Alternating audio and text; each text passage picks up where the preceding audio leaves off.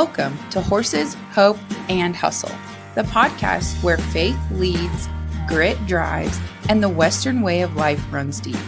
I'm your host, Crystal Show, wife, horsewoman, entrepreneur, and believer that God doesn't waste the hard stuff.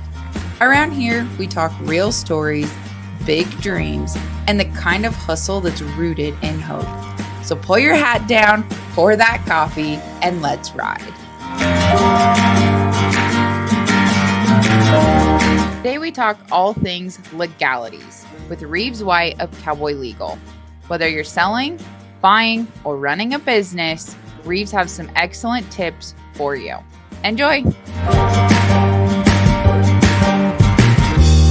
My name is Rives White. I'm a father of an 11-month-old daughter, married to a wonderful woman, and I'm an attorney in Cody, Wyoming. You're wearing lots of different hats lately. Welcome to the party. I think it's awesome. And then as far as horses, do you guys raise some of your own, right? And then do the reproduction with Steph's vet clinic? Correct. Yep. I was born, my parents, we live covered and my mom bred horses, and that's where my intro to the experience was. Parents still raise horses, and I still get to be part of that. And then, yes, married my wife, and she does a ton of repro work through the clinic, both for clients and personal. And so we've got reset mares at home, ET babies, and all the jazz. All the things. Did you show and stuff before you met Steph, or team roped, or what? What did you do before you met Steph? Growing up in Nebraska, I team roped, and then the 4-H horse program in Nebraska, at least at that time, was based on comparison to Wyoming. No offense. Nebraska horse program was very strong. The county shows, what would be county fair, certainly had depth of participants. And it wasn't to the quality of like what if you're going to go to an NCHA event or an NRCHA. It wasn't that quality, but yeah, everybody pretty much knew what a lead was. You had a reining pattern. Everybody could at least attempt a flying lead change. And so it was competitive. And then the 4-H program, you had districts, and you had to do so well at districts before you went to state. State horse show was always at Grand Island at Fawner Park in, I think, June or July. So I remember one time we were showing reining, and it was, I don't know, 105, 110 with 100% humidity. That was, your warm-up was just sitting there. Oh my gosh. But I grew up, so I did that till high school.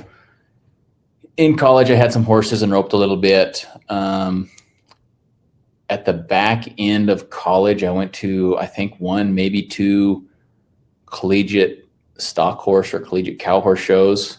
I think just in Fort Collins, and then really took a break from stuff except for some roping. And then once we got back to Cody and kind of got life square, if you will, roping, and then Steph essentially drugged me back or took me back to the showing.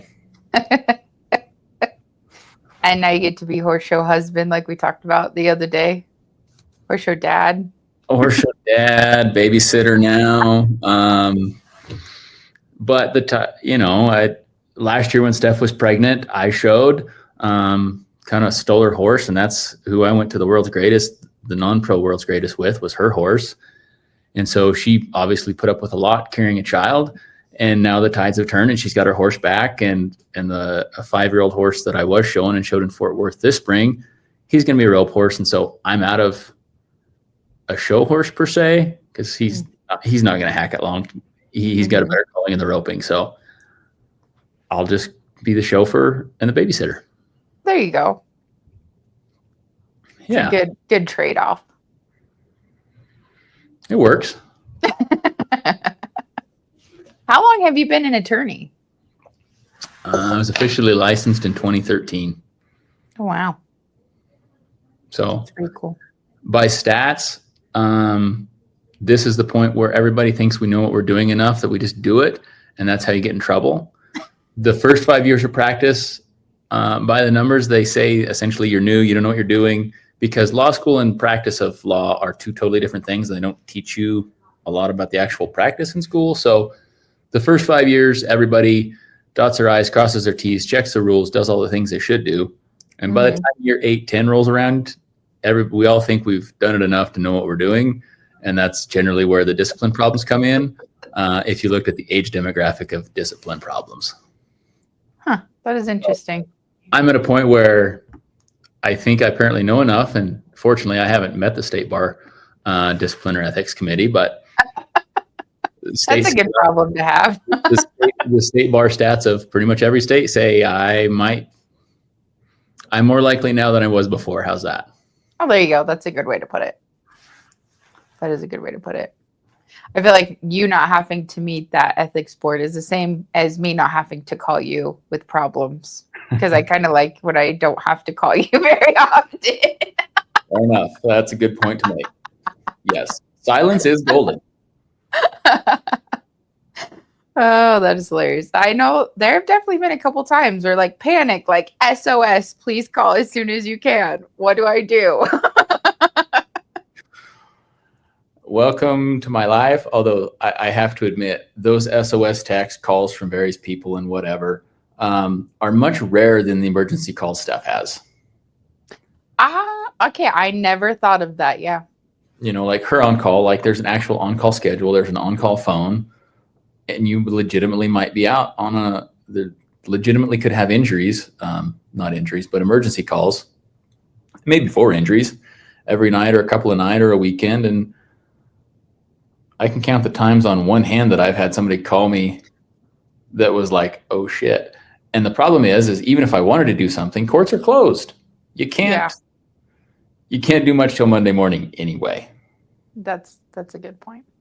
So I'm sure with a husband that is an attorney and a wife that is a vet, you guys have a very busy and interesting, probably, lifestyle going on there. There's definitely different things to talk about at home. I bet. I will say I know more about the vet deal and animals than Steph knows about my job. Yeah.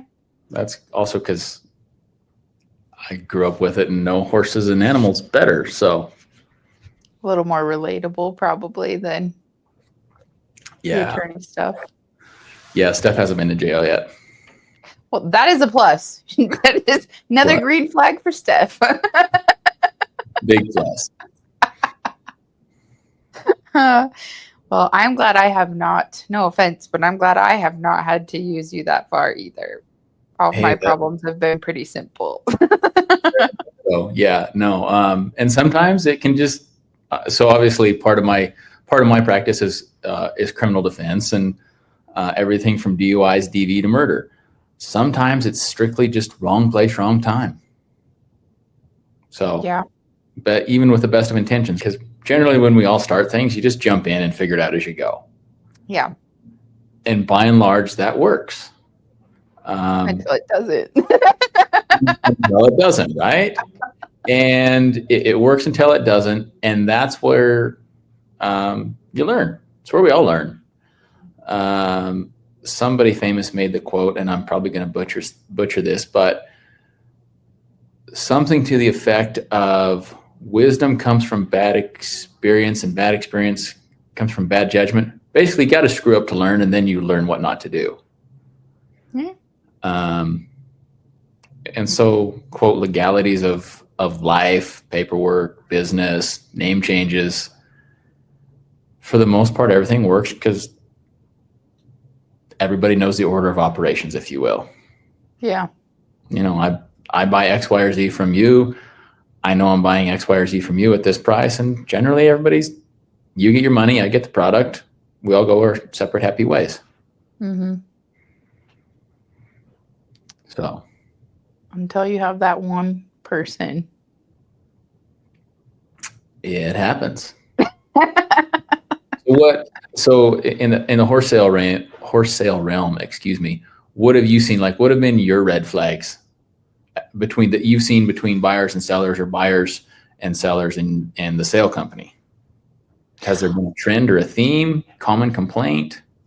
Honestly, what I think the biggest one it comes down to is not knowing. Like if you have newer horse people coming in and, or just like lack of knowledge or education of what things are is where I think the biggest issue that I've had. Like I had just kind of reflecting in my business dealings and like with my clients, I had a client not get all the right paperwork as their first horse, didn't get all the right paperwork at the time. And then moving forward, it was like, yeah, sorry, like you can't get that horse registered now because you didn't get all the right stuff at the beginning. Or I had a client one time, buy this horse, tried it, loved it, got home, decided she didn't like it and demanded all of her money back. And there was no written guarantees. There was no nothing. So that's where I have noticed just common issues coming up is kind of lack of knowledge on either end outside of, people trying to be straight counterfeit. But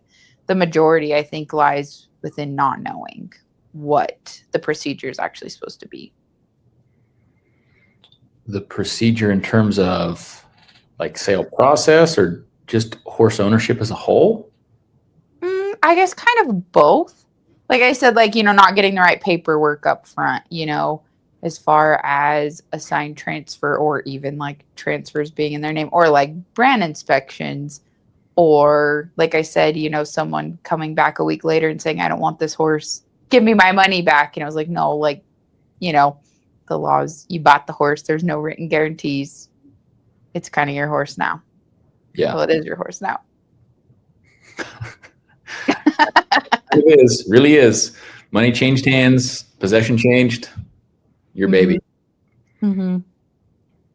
What have you seen? Like, what is been your biggest thing with horse sales or just personal, like private treaty sales? Private treaty sales, at least personally, have been fine. Everybody knew what they were getting into. No big deal. Mm-hmm. On the professional and the work front, I've helped you as a sale company. I represent another sale company. And that other sale company, actually, there's an ongoing case. I'm trying to think how best to phrase it. Realistically, if you're buying or selling a horse, from both perspectives, as both buyer, seller, and auction company, so three parties. The sale company generally is all they're doing is being an agent for the seller. They're essentially playing middleman, saying, "I'll help you sell this horse." The sale company is bringing to market and providing a marketplace that is theoretically, and the reason for the sale company is more advantageous than you or me doing it personally.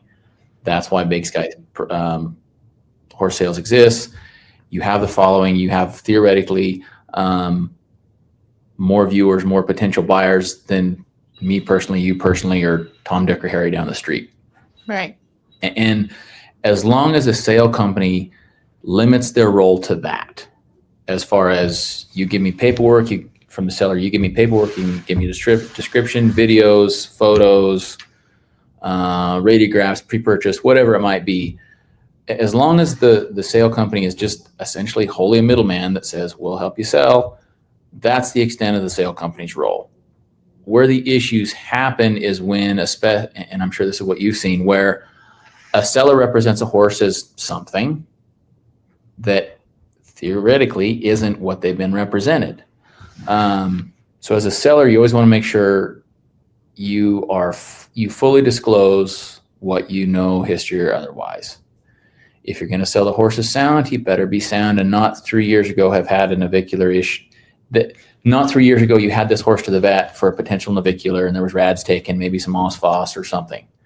If that's in there, if that's in the history, say, just acknowledge there's a history. Mm-hmm. Because the buyer is relying on that description, and they are buying and theoretically paying money for, in this example, a sound horse with no known history of lameness. And if they figure out that there was a history of lameness that wasn't disclosed, guess what? That leads to problems.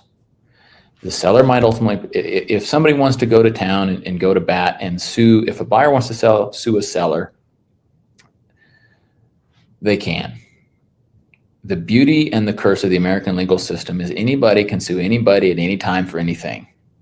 It might be baloney and it might be full of horse blunk, but you can do it. You can at least start the process. And so sellers have to disclose. As a buyer, personally, if I'm looking, I realize a horse can be dead tomorrow, right? Just like we all can. Yeah. And what's sound today might not be sound tomorrow. Right. So as a buyer, I think there's got to be some recognition that, yes, this is a history. Yes, it all checks out. Yes, pre-purchase is good. Theoretically, you've ridden the horse, know the seller or something. But I'm going to take it all with a grain of salt. And if somebody's really worried about it, man, insure them. Yeah.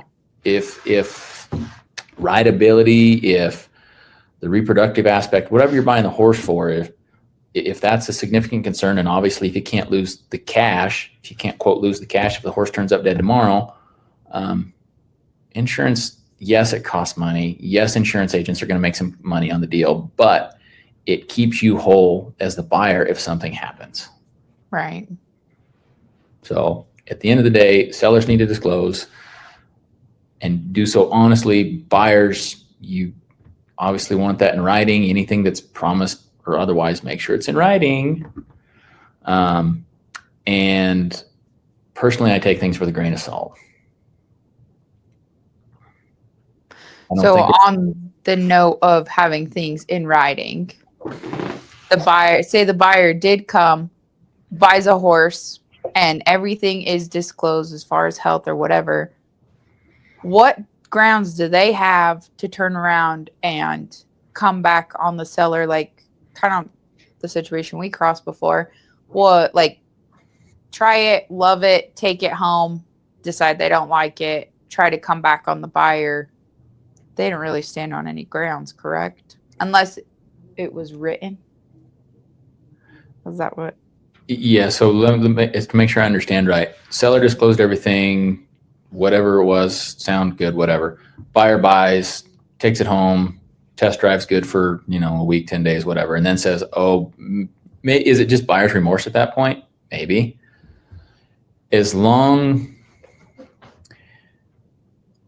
So I guess under both scenarios, let's pretend everything is written in writing. Seller says, hey, this horse has got XYZ history. Here's what we've used him for. Here's what this horse has done. He's good. Can be good for, whatever the intended purpose is. And it's in writing and buyer buys on that. As long as buyer's complaint, soundness is always the easy one, right? So if seller sells a sound and has the pre-purchase and radiographs and anything else that was part of a pre-purchase, flexions, whatever, if that's all on paper and it's got a background and a vet checked it out and buyer says, well, this horse isn't sound, buyer's going to have to figure out how to prove that horse wasn't sound. They can still sue seller. Doesn't mean it goes very far, but it will be time consuming, costly, and a headache and a massive pain in the butt for both sides. In the scenario that nothing was written and I buy a horse from you, man, the basics are it's sold as is, whereas it's like buying a used car. You buy what you see, and if the buyer wants to come back and say, well, this horse was supposed to be sound, and the seller says, well, show me where I told you that. That is very much a he said, she said. Most, depending on the specifics of the case, the buyer is going to have to prove by preponderance of the evidence generally, which means more likely than not that the seller theoretically guaranteed this horse sound. If nothing's in writing, how do you meet that burden? They can't. I think it's very hard. Yeah. And so just like buying used anything, as is, where is, there are no guarantees. Yeah. And as a buyer, you should know that, especially if you're buying something without guarantee, without pre-purchase, without any history even. A horse goes through the sale barn that you pretend it's a not a catalog sale and it's loose pin or otherwise. You don't know anything about that horse. There might be a reason it's there. You are buying knowing there's probably an issue. Yeah. So as far as written, like if it did go through a sale per se, or even like our platform where we market online and we have an online description, can the buyer, is that enough written proof for the buyer to be like, hey, in this description on the internet, it said it was sound, or does it have to be like an actual, like the seller wrote and signed and gave to the buyer agreement? The online description, the catalog description, if you will, is sufficient to be held to seller if seller wrote that. So essentially, if I'm selling a horse on Big Sky, if I type up a description, say, hey, 3-year-old mare by XYZ, here's the stuff. I email you or upload, however, I don't remember how you do it. Email you, here's the description, here's papers, here's photos. As long as that came from me, I'm held to that as the seller. As long as you, as the auction company, don't alter anything, you remain a middleman that has essentially no liability. It doesn't mean you won't get sued and looped into it, but you can say, that's not me, I didn't do it, I'm out, it's the seller. That's on read.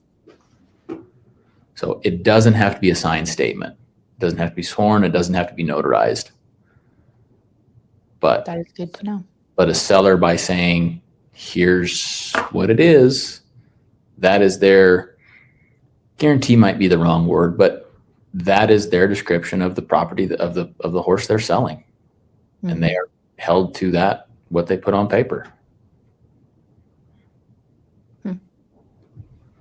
That is good to know, because I feel like with Facebook and even platforms like ours, there's tons more horses selling just online. You know, we're finding the horses, finding ads online. So that's good to know that, you know, hey, if you wrote in your ad, yeah, this horse is sound, but it actually has a problem, then that's on you.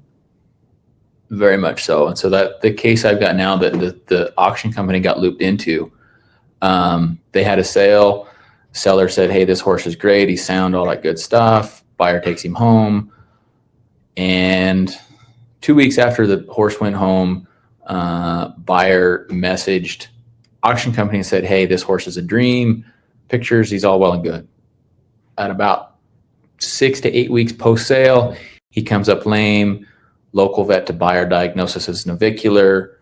Buyer has the funds to do something about it, sues the actual seller in the seller's home state, and turns out that horse 2 months before sale had been to the vet for navicular, had been diagnosed, and had been put on meds. Seller didn't disclose. Oh. So that seller is 86th from that auction company. That seller has a civil judgment against it. I don't want to say him or her. For the sale price of the horse, plus attorney's fees and a bunch of other stuff, because it was obvious she represented the horse's sound, and there had been a history 6 weeks ahead of sale. On the buyer's end, they should have done some more homework. But on the other side, they were relying on what was given them, and that was not the whole story. So understand. Yeah. They said, hey, we bought what was supposed to be good, and it wasn't, and you knew it, so seller batter up. Yeah. Hang tight. We'll be right back after a quick word from our sponsors. This episode is brought to us by Big Sky Horse Sales. From Montana to Arizona, Big Sky is your trusted online auction platform for quality rope, performance, ranch, barrel, and trail horses. Check out our Wickenburg online sales series December through March. Shop current consignments and stay tuned for the 2026 sale lineup, or contact us today to book your custom event at bigskyhorsesales.com. Big Sky Horse Sales, built on trust, backed by quality. I think that's kind of a good point too, to consigners, to be like, hey, don't just take your lame horse to a sale and try to pin it on the sale too, because it really can turn around and come back at you. Not because, I mean, sale companies all have lots of terms and contracts and everything when they get set up. So I think that that's a good point to make to people. just disclose. Just be true. Just be honest. Oh, be honest. Yep. Easy to say, hard to do for some. Yeah. Yeah. I think even outside of like the legal part of it, just being honest and a good person goes a long ways. It saves you legal fees and other things. It saves a lot of headache, right? If you tell the truth, you don't have to remember the lies. Very true. Very true. And especially you don't have to remember who you told what, and make sure that those paths and those lines stay straight and don't start crisscrossing. Yeah. Yeah. So here we are. Tell the truth, people. If you take one thing from this episode, just tell the truth. Be straight. Yep, absolutely. That's fine. So in a case like that, though, with the horse sale company, does the buyer have a lot of room to come back on the horse sale company if the terms were posted? And, I know that you've helped my company out, and we have placements on the website, and we have everything that we can to protect ourselves. I'm assuming they did too. Is there very much ground for the buyer to come back on the horse sale company? Great question. This is where we get back to the beauty and the curses of the American legal system. At the end of the day, there's really no recourse for the buyer against the sale company. It doesn't mean that the buyer didn't try and can't try. Yeah. In that specific case that's going on now, the buyer tried to sue the sale company in one state. They got booted. They tried to sue them in another state where they sued them where the seller lived and got booted. Buyer sued sale company where the sale took place in that state and got booted. And buyer sued sale company in the sale company's home state and got booted. So it didn't go anywhere, but they still got sued. They still had to play ball in 3 different states. Yeah. It's an unfortunate consequence. Yeah.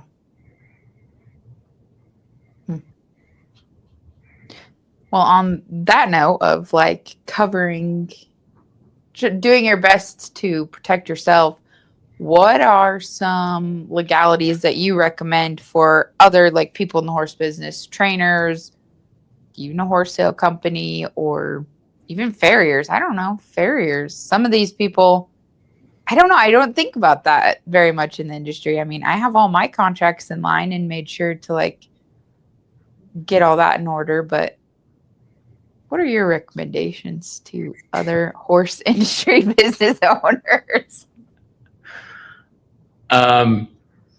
CYA and have a conversation with somebody so you know what you're getting into. Good one. I would. Insurance is a sucky deal, right? Because you pay for it, you theoretically never use it, and it's totally sunk money. You'll never receive it or get a benefit out of it. Yeah. I don't like paying insurance bills. On the flip side, I don't want to have to pony up and try and figure out how I'm going to pay something if something was to happen. Yeah. Most states have some sort of recreational safety act, or the Equine Safety Act. It's generally what we all see posted on every barn or arena we go into. Hey, pursuant to, Montana code, whatever it is. Wyoming, it's under Title I of codes. An equine professional is not liable for the risk or damage to a participant or equipment to that effect. For the most part, as a recreational rider or participant and somebody that doesn't do it for a living, i.e. A non-pro, amateur, limited am, level 1, whatever. Mm-hmm. And I'll back up. So if it's your job, the answer is different than if it's just a recreational activity. So if we go down the road of recreational activity, if something happens, like right now, Road to the Horse at Rapid is going on, the NRCHA show. Mm-hmm. If something was to happen to a rider at that show, we have a wreck down the fence, whatever it might be, somebody gets hung in a stirrup and gets drugged, smoked on a gate. The fairgrounds entity is going to be probably out of it, because as the host, there are known dangers of horses. They are unpredictable animals. You can sell a kid's horse as a kid's horse that's bomb-proof, and he might never have a history, but all it takes is one time. Mm-hmm.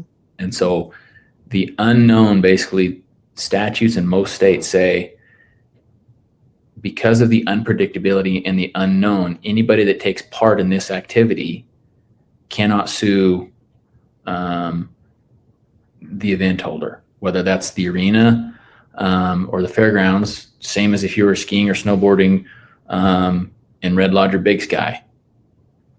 You take some risk into your own hands. The other side of the equation is, at least for the example of a farrier, vet, trainer would be different a little. There'd be some more, I don't want to say wiggle room, but it's not quite so specific. But a farrier and a vet, you are a professional doing a job. There are expectations in every industry and standards of practice for every industry. You need to stay within those standards of practice. That is the best way to avoid potential issues.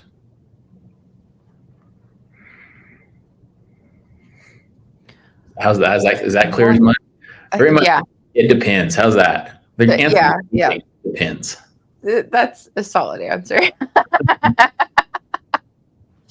And I don't know if you can even give this out, but what are some important items to have on your contract? We'll just say for a horse trainer, because I feel like we have a lot of, obviously, people kind of in that specific job that follow us here. What are kind of some basic importance that you should have? Obviously, you should speak with a professional. Contact Rives White at Cowboy Legal.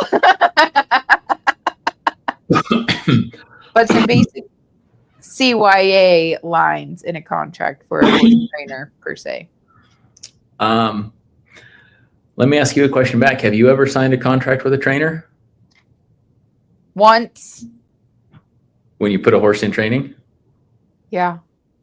It was pretty much like, hey, if this horse dies, it's not our fault. And I was like, well, okay, yeah, it's a horse. Signed. And to be honest, and why I ask is, I have personally also never signed a contract when a horse went in training. Hey, when can you take this horse, or what's the plan? And everyone knows what the money is, right? Yeah.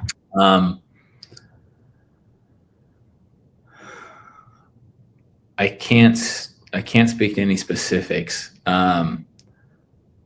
If a trainer wants to have paperwork on the deal, it needs to say obviously who the client is, who's the paying party, what the rate is, and what does that include? Does $1,500 a month, and is that straight training, or is that $1,500 a month plus a whatever amount board bill, plus shoes, plus vet, plus or minus whatever else? Define what the monthly bill is. If you're showing the horse and you want to put it on paper, obviously put it on paper that owner covers fees, and if there's some pro rata split of motel trailer mileage, depending on how many horses are going to this whatever event it is, go for it. There could be very much on paper a split of winnings. If the horse wins, does the trainer keep X amount, keep X percent? I think a lot of that is just fairly generally understood between trainers and owners. And most of those deals are not papered, and that's fine. And by and large, that works, right? Everybody keeps sending horses to the trainers. And it is what it is. But those are things I would, if somebody wanted to paper it, obviously you need to know who the parties are, what the money is, what that money covers, and ultimately who to contact. Especially if things go south, like a midnight colic. Do I call the owner? Do I have permission to take care of some stuff till 8 a.m. and figure it out from there? Yeah. Or do you have to get hey, if this horse scratches your leg, you got to call me. I don't care what time it is, and you don't do anything till you get an answer from me. At the end of the day, anybody can make a contract for anything for the most part, unless it violates public policy. which means you and I can make a contract. I'll do work for you. You pay me. You do work for me. I pay you, whatever it is. The public policy piece is basically you can't make a contract that you can't kill. Hey, Crystal, can I have you go off somebody? That violates public policy. So snipers don't need contracts. Snipers don't need contracts. Yeah, so basically, as long as it doesn't, you can make a contract for anything as long as it doesn't, essentially, if you don't look at it and go, that seems kind of shady, that's when, I'm not saying you don't want to put it on paper, but probably don't put it on paper. Yeah. What are some of, I don't know if you can answer this, but some very basic things, legalities that do come up that you think are very avoidable other than being dishonest? Can you help me clarify that question? Like, what do you see most often come up, like miscommunication or something like this, like a written guarantee that is pretty avoidable, but seems to come up the most, if that makes sense? That makes sense. Poor communication. You know, that's in life, that's in marriage, that's in business, that's in everything. Yeah. When communication happens poorly, fallouts result. Right? The text message that was misread as which was something that was intended to be sarcasm or a joke got taken personally, and then that person doesn't talk, and it just snowballs. Mm-hmm. So just, hey, I know you, just communicate. That is a good one. A lot can be avoided with communication. Generally true. Well, do you have any other good legal advice for business owners or horse people in general? Plan. Have some planning of some nature. Failure to plan is a plan to fail, especially for business, business or families, ag in general, which loops in horses, cattle. So failure to plan is a plan to fail. Communicate and talk. You might not like the answers. You might learn something, but talk. Everybody will know where they stand much better than silence. Silence is not golden. Yeah. In that case. Yeah. Those are good ones. Now I have 2 questions I didn't put on my notes. That's fine. That I ask every podcast. And I guess this could really be like either as your job as an attorney or building everything. But what has been your biggest struggle getting where you are today?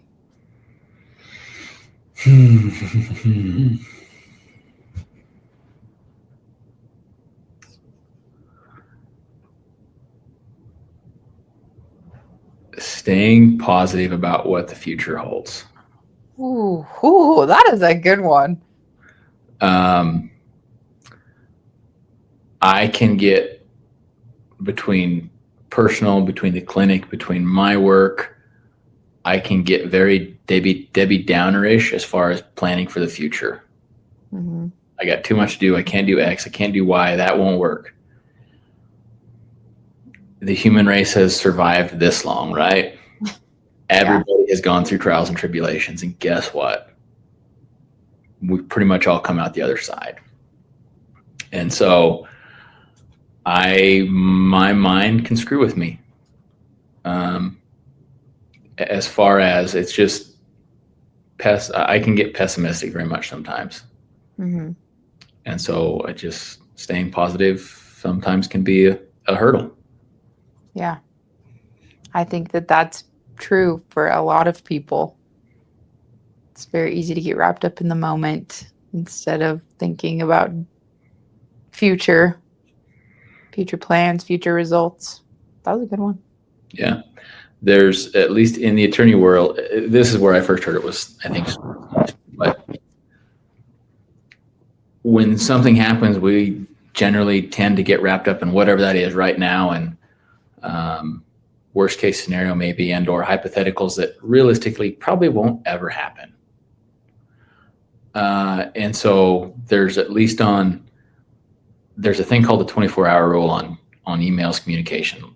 If you want to send that shitty email, give it 24 hours, let it simmer, and come back to it. Mm-hmm. I try and expand that to not just communication, but life. You know, if something just happened that kind of wrecks stuff, obviously unless it requires an immediate response, but just let it sit. Come back to it, even an hour. Just let it simmer. Heads will be clear. You'll have time to process a little bit better, and that will also help keep things going forward in a positive manner. Yeah. I like that. That's good advice.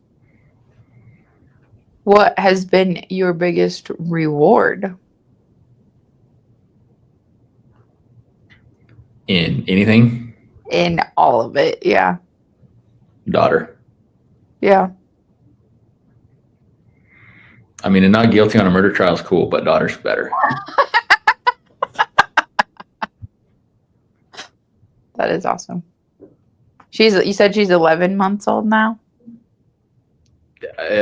Technically in 11, 12 days she will be. Ah. But I'm going to round. Yeah. That is very exciting. What do you think she's going to choose to be when she grows up? A lawyer or a vet? Something completely different. To do. There's no such thing as a wasted experience. I wish I'd have done things differently as when I grew up. Steph wishes the same. Mm-hmm. I worked for a guy in college that said there's no such thing as wasted experience. You might not like it, but you learn from it, right? You learn you don't like it. Mm-hmm. And so she wants to go play and do stuff for a couple. Man, go figure stuff out. Don't lock yourself in. Yeah. And so whatever that answer is, she can do. Yeah. What made you decide to be an attorney? A little bit of happenstance in that I grew up in Nebraska, graduated from Valentine, Nebraska, went to UW for undergrad in range ecology, watershed management. The career track for those is there is some private entities out there, but it's predominantly BLM, Forest Service, NRCS. Mm-hmm. And that didn't sound super appealing. And I could have done a master's or something and gone further and essentially further rat holed myself, if you will. Mm-hmm. And actually my dad said, "Hey, what about law school?" And I was like, yeah, because you can do anything and everything with it. Doesn't mean you have to be a lawyer. You can go into finance, private equity, money, take your pick. It just teaches you a lot and expands your abilities tremendously. I ended up being a lawyer because at the time, under the Wyoming rules, between second and third year of law school, you could practice under the supervision of a licensed attorney. So I ended up working with a guy who had a contract, a public defender contract, and I did a ton of criminal defense. And I super like it. When I went to law school, I had no intent to do criminal. I was going to do ag, water law. And I do some, but criminal defense in court's fun. You got to think on the fly. You got to be able to piece together. And sometimes it is what it is. But that's how I became an attorney. That's cool. Yeah. Wow. What else? What are you doing today? I just got back from Ogallala, Nebraska, actually doing a custom sale for most quarter horses out there in Ogallala. Mm-hmm. Yep, where Dean gets all his ponies from, mostly. Yep. It's crazy how small the horse world is, though, too, because, Dean is the one who got me in touch with him. And then I get out there and we're doing the live stream and doing the preview. And we sit down for lunch today. And I swear that this kid looks familiar. And I didn't say anything about it though, because I was like, ah. And Right. yeah, it turns out I know him and his dad. And then the other guy, I know that guy's neighbor in Kansas. And it's just like, holy cow, this is such a small world. 6 degrees of separation is not so hard to understand in the whole world, is it? No, it's not. So Yeah. It's been fun though. It's a very busy season, but it's been good. Excellent. So, let's talk about really quick what you offer at your, do you call it an office or a law firm, or what is the technical term? What I answer to a lot. Okay. I use so law office, law firm office, attorney, lawyer, whatever. Okay. It's me, and I've got another gal here that works for me, and there's 3 of us in the office now, and I'll be looking for another attorney here soonish. So yeah, you just started that office not super long ago, right? March of 23, correct, was when I became officially on my own. Gotcha. I remember when you were looking for office names on Facebook. I still think you should have went with like Huckleberry Law Office. Like, I'm your Huckleberry could have been your slogan. There were some good Facebook comments in there. There was some really good ones. You know, my last name White poses some problems because, as you know, there's plenty of law firms out there that have a last name. Well, yeah, White Law LLC depends on who's looking. Might have some connotations, good or bad. And so, in lieu of using my last name, I did Cowboy Legal, which, on the other hand, for marketing purposes, is better because one, it's not quote tied to me. Yeah. And you can have a logo and have a brand, and it makes it easier for marketing purposes. If you read the marketing gurus say, don't use your name. Yeah. What services do you offer the public that people probably don't know of? Obviously, other than if they're in trouble, then to come call you. My website. So the website says criminal defense, civil litigation, business law, and real estate. Realistically, that can all get lumped into criminal defense and civil litigation, which is getting sued or suing.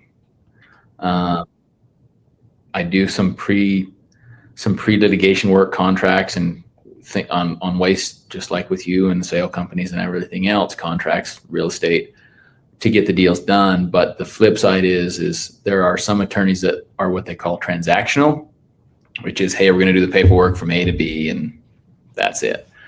I enjoy court. I'll go to court. It requires thoughts, planning, and just like making a cow horse run. You can think you know what's going to happen, and then you step in the pen, right? Yeah. Tyson said, everybody's got a plan until they get punched in the face. Yeah. So in general, essentially criminal defense and civil litigation, I can do a simple will, but any sort of really estate planning, there are some people that are way smarter than me that do way better at that. Those are the big things that I avoid is trust and estates. As far as at this point, I'm not competent, and I'll refer you out to somebody, especially when you start talking 7 and 8 figures. Mm-hmm. Well, what's your website? Just cowboylegal.com. And is your office in Powell or Cody? Cody. Well, if anybody listening needs legal help, contact Rives White. I love it at horse shows when people be like, Rives. All kinds of names. Always cracked me up. There was so part of the reason I answer to everything, when I started doing this and I worked with John and he had the public defender contract, there was a phone from the jail to our office, and anybody in jail had direct access to the phone and could call at any time. Mm-hmm. They would call, and obviously if they want John, hey John. If they called for me, everything under the sun would be used. Like, oh, you want Rives? And so the joke became, with the prosecutor's office, they'd send me offers on cases, Rives, Mike White. So sometimes I will joke that I just go by Mike because you can't screw it up. That is awesome. Well, at least you can make a joke about it. Roll with it. I can take a lot. Oh, that's funny. Well, I think that's all the questions I really had. Super. I appreciate the time. Yeah, thank you again for joining us. And hopefully next time I talk to you, it's not about anything about legalities. No worries. Awesome. Well, thanks, Rives. Thank you. Have a good afternoon, Crystal. You too.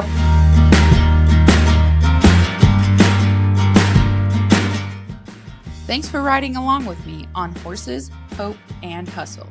If you found even a little bit of inspiration or grit here today, share it with a friend, leave a review, or tag us on socials, and keep showing up for what truly matters.